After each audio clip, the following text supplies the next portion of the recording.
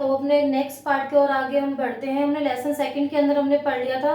सबसे पहले हमने गॉस लॉ पढ़ा। गॉस लॉ के अंदर हमने 5 एप्लीकेशन हमको करने थे, जिसमें से 3 हम कर चुके हैं। पहला एप्लीकेशन रॉड के लिए था, दूसरा एक कंडक्टिंग प्लेट के कारण था और तीसरा था नॉन कंडक्टिंग प्लेट के कारण। अब हम करते हैं स्फीयर्स के कारण। तो इसमें स्फीयर्स भी 2 टाइप के हैं।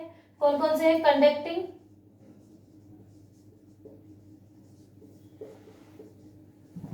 कंडक्टिंग स्फीयर और सेकंड है नॉन कंडक्टिंग स्फीयर।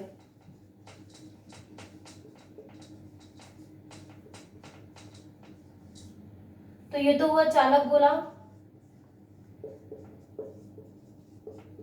और ये हुआ अचालक गोला।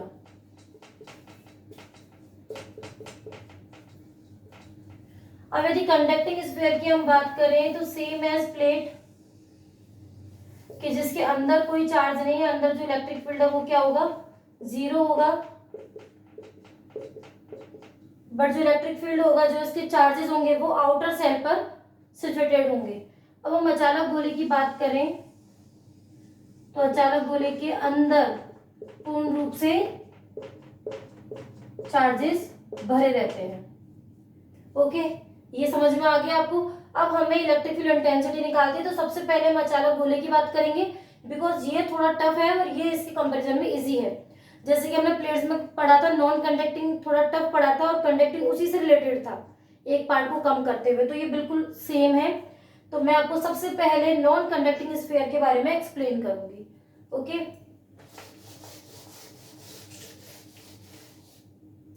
तो यहाँ हम थ्योरी लिख सकते हैं, electric field intensity due to या electric field intensity of non conducting sphere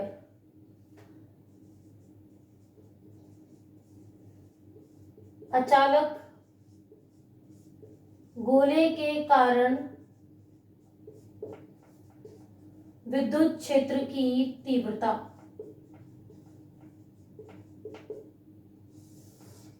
बाकी डेरिवेशन हमने स्टेप में किए थे। यहाँ हम जो डेरिवेशन करेंगे वो स्टेप में ना करेंगे, क्योंकि हमें जो डायरेक्शन है, मैग्नीट्यूड ऐसा कुछ भी नहीं निकालना है। सिर्फ और सिर्फ हमें डायरेक्शन तो हमें स्किप करनी है। डायरेक्शन तो हम निकालेंगे नहीं। हम क्या निकालेंगे? Only magnitude, graph, vector form. हम इस तरीके से करेंगे। तो ये देखिए, ये है non conducting sphere.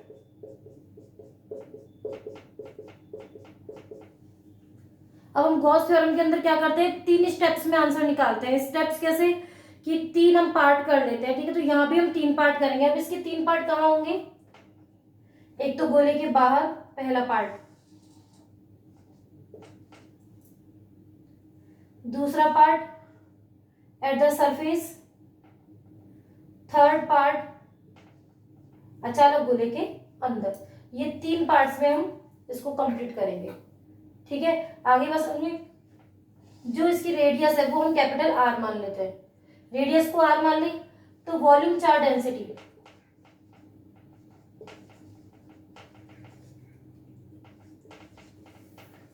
Volume charge density rho is equal to क्या होगा? क्यू अपॉन वी, आयतन आवेश घनत्व। Rho is equal to Q, क्या होगा इसका? स्फीयर, स्फीयर का क्या होगा? Volume 4/3 pi R Q. Equation number first याद रखनी है आपको। अब हम 3 स्टेप्स स्टार्ट करते हैं, ठीक है? पहला, outside of non conducting sphere, अचालक गोले के बाहर। अचालक गोले के बाहर देखिए, ये है अचालक गोला, ये सेंटर हो, इससे स्मॉल आर डिस्टेंस पर पॉइंट हमने ले लिया P, क्योंकि अंदर की डिस्टेंस तो कितनी है? R। तो स्मॉल आर डिस्टेंस पर हमने पॉइंट ले लिया P। तो हम इसके चारों ओर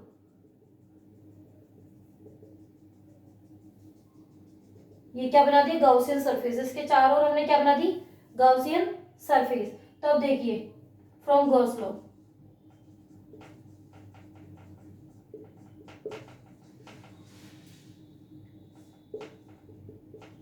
EDS is equal to Q upon epsilon not.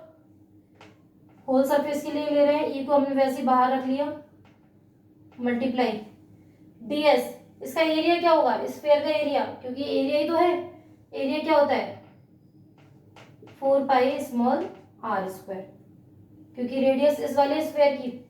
जो यहाँ हम डी के साथ में जो वर्क करते हैं वो गाउसियन सरफेस के लिए वर्क करते हैं, ठीक है। तो कंफ्यूज मत होना कि मैम कब हम कैपिटल आर यूज में लेंगे, कब हम स्मॉल आर यूज में लेंगे। गाउसियन सरफेस के लिए ही आपको काम करना है हमेशा, ठीक है। इस वाले पार्ट में हमेशा गाउसियन सरफेस के लिए काम करना है। E into 4 pi R square Q upon epsilon not. E बराबर हुआ Q upon 4 pi epsilon not R square. E is equal to K Q upon R square. हो गया। अब हम इसकी क्या करेंगे, वेक्टर फॉर्म। वेक्टर फॉर्म क्या होगी, K Q upon R square R cap. So simple. Graph E proportion 1 upon R square में बनेगा ग्राफ। तो ये रहा आर और ये रहा ई, ग्राफ इस टाइप से बन गया। बताइए कोई समस्या इसके अंदर, कोई समस्या नहीं। ये तो था आउटसाइड।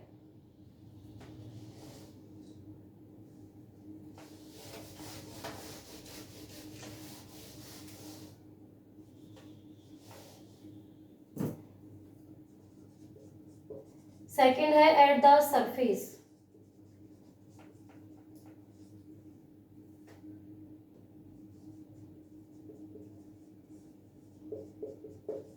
अचानक गोले की सतह पर, अचानक गोले की सतह पर, तो ये देखिए नॉन कंडक्टिंग स्फीयर, सतह पर तो रेडियस कितनी है r, तो इसके लिए जो पूरा गाउसियन सरफेस बनेगा वो भी यही बनेगा। तो इसके लिए क्या लिखोगे, from Gauss's theorem E dot ds is equal to Q upon epsilon nought. यहाँ क्या है E, ds में एरिया किसका आएगा, इसी का आएगा, क्योंकि Gaussian surface at the surface बननी है। सरफेस की जो रेडियस है वो तो आ रही है, Q upon epsilon naught. E is equal to Q upon 4 pi epsilon not R square. क्या लिखेंगे आप इसको, is equal to K Q upon capital R square. यहाँ क्या लिखेंगे वेक्टर फॉर्म में, के क्यू अपॉन आर स्क्वायर। ये नहीं लिखना है, ये गलत है, क्योंकि कैपिटल आर क्या है, फिक्स क्वांटिटी है, और फिक्स क्वांटिटी कभी भी डायरेक्शन नहीं बन सकती है। तो हमें यहाँ पर कैपिटल आर नहीं स्मॉल आर लिखना है। ये मैंने मिस्टेक करके इसलिए आपको दिखाई, कहीं आपको लगे कि मैम ने गलती से लिख दिया और आप उसको कैपिटल आर में चलने दें। ओके। अब जो इसका ग्राफ है वो तो ई और आर में तो कोई रिलेशन है ही नहीं, तो इसका कोई ग्राफ नहीं बनेगा इस जगह, ठीक है। अभी आपको एक इमर्स ग्राफ बना के दिखाएंगे अभी हम आपको, ठीक है। अभी कोई इसका ग्राफ नहीं बनेगा, लीनियर लाइन आएगी केवल। अब हम करते हैं मोस्ट इंपॉर्टेंट, ये अकेला ही पूछा जा सकता है एग्जाम के अंदर। Inside of non conducting sphere,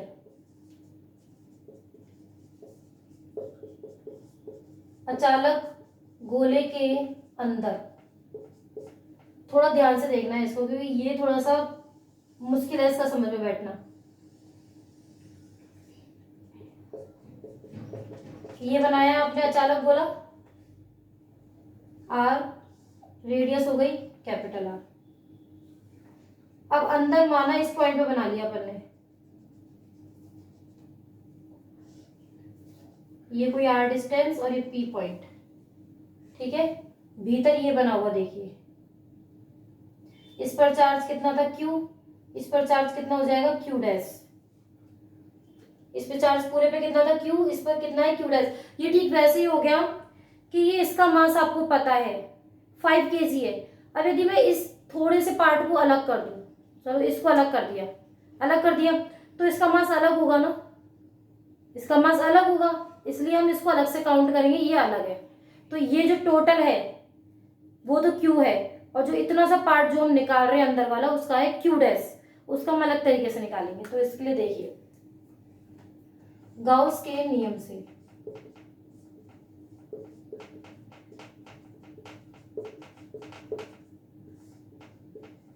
E vector dot D S vector is equal to Q upon epsilon not. E को हमने ऐसे ही लिखा,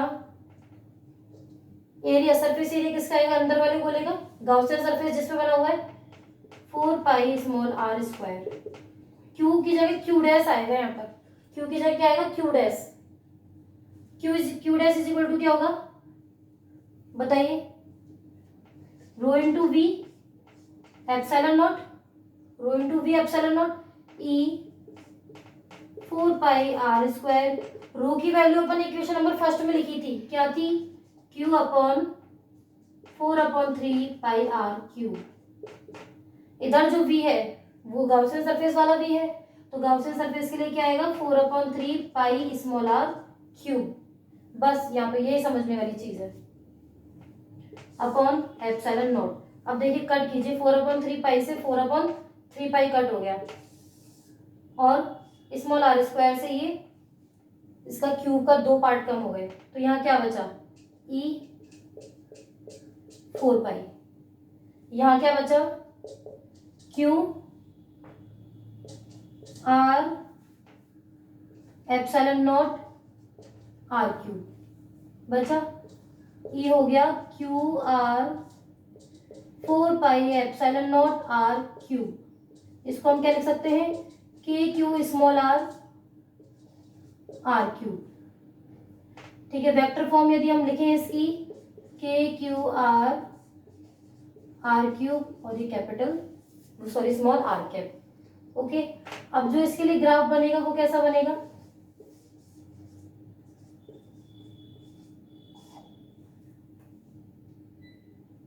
देखो एक बार, ठीक है। अब मैं इसका प्रॉपर फॉर्म बना देती हूँ ग्राफ का। देखिए आंसर्स को याद रखना है अपने को, ई आउटसाइड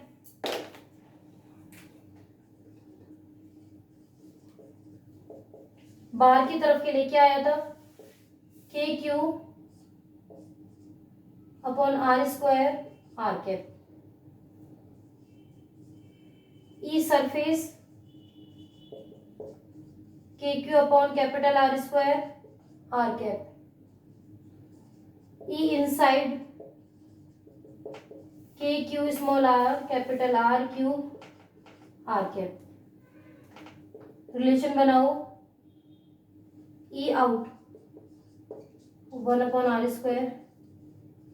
ई सरफेस डिपेंड ही नहीं कर रहा, ई इनसाइड आर पे डिपेंड कर रहा है। ठीक है, तो यदि ये एक स्फेयर है, यहां तक तो कितना है, कैपिटल आर, और उसके बाद ये आर आगे जा रहा है। ठीक है, ये इलेक्ट्रिक फील्ड। तो अंदर के लिए जब तक वो आर तक नहीं पहुंच रहा, ये यहां से यहां तक जो भी वर्क होगा अंदर के लिए वर्क होगा। अब यदि अंदर के लिए वर्क हो रहा है तो बिल्कुल स्ट्रेट लाइन जा रहा है, ये गया स्ट्रेट लाइन।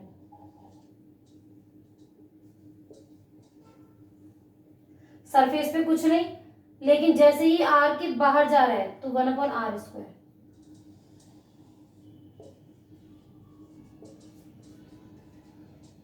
बताओ कुछ था इसके अंदर, सिंपल एकदम, आगे समझ में। अब हम बात करते हैं चालक गोले के लिए।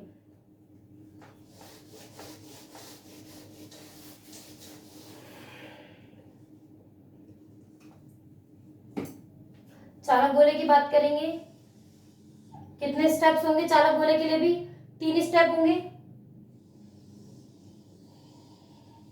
ये रहा चालक गोला, कंडक्टिंग स्फीयर, इस पे क्यू चार्ज है, डिस्टेंस हमने मान ली आर, इसकी जो रेडियस है। फर्स्ट स्टेप, चालक गोले के बाहर, चालक गोले के बाहर के लिए हम पहले गोला बनाएं,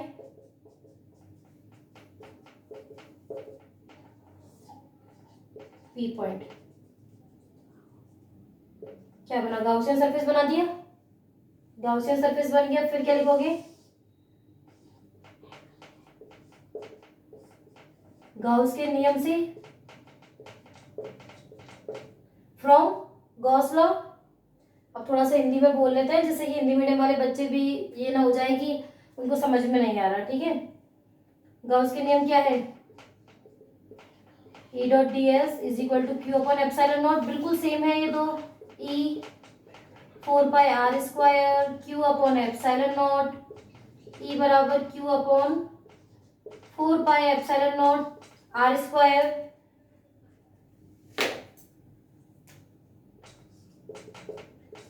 के Q upon r²। Vector form की यदि मैं बात करूं, K Q upon small r², R cap. देखिए इसको समझने में कोई समस्या है,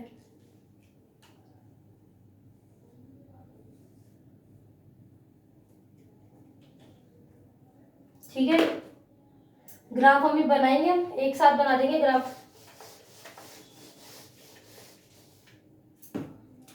सेकंड है चालक गोले की सतह पर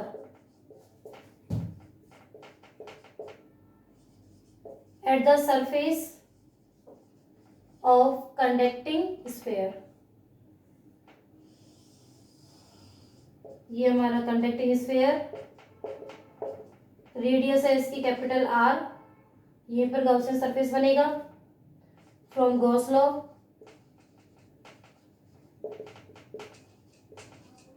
क्या होगा, E D S is equal to Q upon epsilon not, E D S is equal to Q upon epsilon not, E D S के लिए 4πr² Q upon epsilon not, ये आ गया क्यू अपॉन 4πε0r²। देखिए student, अपनी जो दूसरी video है वो भी स्टार्ट हो चुकी है आईआईटी पीएमटी बिट्स के लिए। तो कुछ बच्चों को कंफ्यूजन है कि करना क्या है। तो जो ये वाली वीडियो चल रही है ये 12th क्लास के लिए है ओनली, कि जिसमें आपको बोर्ड एग्जामिनेशन फाइट करना है, ठीक है। और वो जो वीडियो बन रही है वो कंपटीशन क्लासेस के लिए, कि कुछ बच्चे इंटरेस्टेड होते हैं कि जो हमारा थोड़ा सा टाइम बच रहा है उसमें हम वो वीडियोस देखें, आईआईटी कैरियर फाउंडेशन की हम तैयारी करें, ठीक है। तो वो उस फाउंडेशन के लिए है कि आप साथ में 11th क्लास के हिसाब से वो मैंने स्टार्ट किया है, कि क्योंकि 11th क्लास आप पढ़ के आ चुके हो तो आपके ऊपर इतना बर्डन नहीं रहेगा कि ये चीज़ कहाँ से आई, क्यों आई, ठीक है। और यदि आती भी तो आप मुझे कमेंट कर सकते हो, मैं उसकी वीडियो आपको बना के सेंड कर दूंगी कि ये पॉइंट यहाँ से आया, ठीक है। लेकिन आप कोई कमेंट करते ही नहीं है, आप पूछते ही नहीं है क्वेश्चंस, तो मैं कैसे बताऊंगी आपको। तो आपकी जो भी प्रॉब्लम है आप मुझे बताइए, ठीक है, उसका सॉल्यूशन हम करेंगे। तो उन वीडियो के बारे में आप ज़्यादा टेंशन मत लो, वो तो आपकी कैरियर काउंसलिंग के लिए और आपकी कंपटीशन एग्जाम के लिए वीडियो है, ठीक है। और वो जो वीडियो का नाम है वो आईआईटी पीएमटी बिट्स करके ही आएगा, तो उससे आपको क्लियर हो जाएगा कि 12th क्लास का टॉपिक ये चल रहा है और कंपटीशन एग्जाम का अलग चल रहा है। मैंने पार्ट्स करके अच्छे से दे रखा है, तो आपको कोई कंफ्यूजन की जरूरत नहीं है। उन वीडियोस को तो आप ऐसे लोगों को भी शेयर कर सकते हो जो किसी भी टाइप का कंपटीशन एग्जाम फाइट कर रहे हैं, बिकॉज फिजिक्स अपने आप में एक महत्वपूर्ण सब्जेक्ट है। चाहे कैसा भी कंपटीशन एग्जाम हो, वो उसे तब तक क्लियर नहीं कर सकते जब तक वो उसकी हर एक बारीकी से अपडेट ना हो, ठीक है।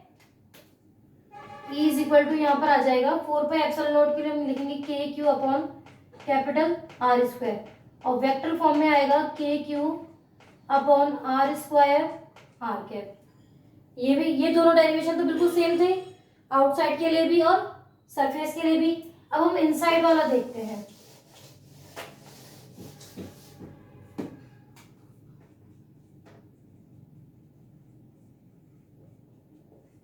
चालक गोले के अंदर इनसाइड ऑफ कंडक्टिंग स्फीयर। अब देखिए ये तो एक मिरेकल की तरह है, मतलब इसमें तो कुछ करना ही नहीं है आपको।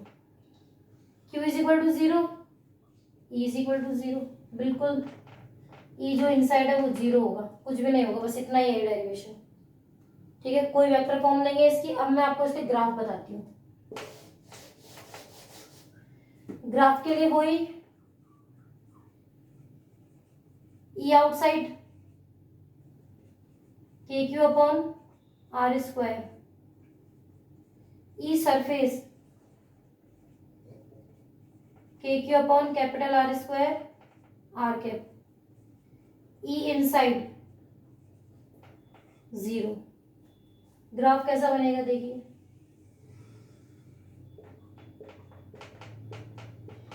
ये हमारा कंडक्टिंग स्फीयर, ये है कैपिटल आर रेडियस और ये आगे बढ़ रहा है, ये है इलेक्ट्रिक फील्ड। अंदर 0 है, सरफेस पे भी कुछ नहीं है, तो ये तो कुछ भी नहीं होगा इधर तो, ठीक है, ये बिल्कुल कुछ भी नहीं होगा, सिर्फ इस साइड का बनेगा।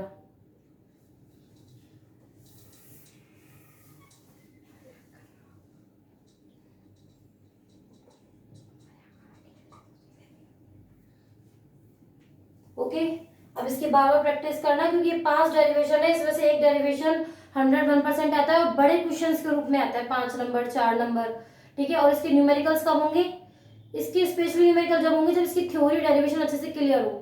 यदि डेरिवेशन का एक पार्ट भी यदि आपका क्लियर नहीं है तो फिर आपको न्यूमेरिकल्स में ये समस्या होगी, ये कहाँ से आया, क्यों आया, इसका क्या करना है, ये कैसे पता चलेगा, फॉर्मूला कैसे आया। तो इसके लिए आपको डिस्क्रिप्शन अच्छे से देखना पड़ेगा और वीडियो भी बहुत अच्छे से देखनी पड़ेगी, ठीक है। तो आप इसको शेयर कीजिए और अच्छे से इसको पढ़िए, ठीक है। Thank you.